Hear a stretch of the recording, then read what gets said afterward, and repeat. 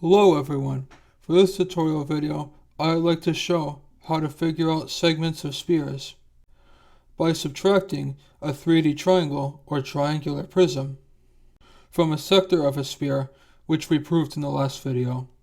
If we recall from our unit on 2D geometry, a segment of a circle can be found by subtracting a triangle from a sector of a circle.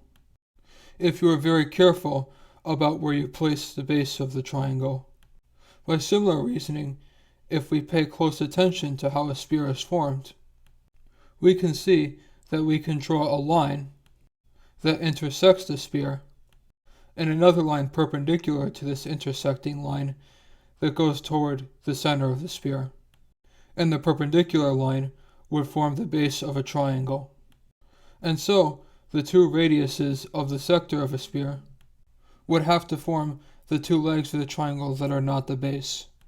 Although in this case, it would not be a triangle because it is a sphere, but rather it would be a round triangular prism, or basically a cone.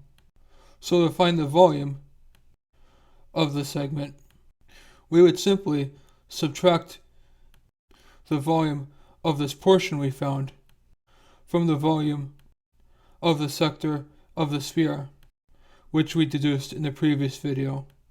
Similarly, to find the surface area, we would reiterate the same process, but we would pay attention to the area that constitutes the slice, i.e. the base of the missing section. So we would have to add that in addition to the segment of the sphere. Just like to figure out the perimeter of the segment of a circle, we would have to add the straight line that constitutes the split, as well as the arc length of the segment. Now that I've proven the volume and surface area for the segment of a sphere, I can explain how to use cylinders, cones, spheres, and their sections in order to figure out complicated 3D curves that cannot be described with any of those shapes, such as a light bulb. Don't forget to subscribe if you found this video informative, and make sure to see other tutorial videos, and follow me on either Facebook or Twitter for more content.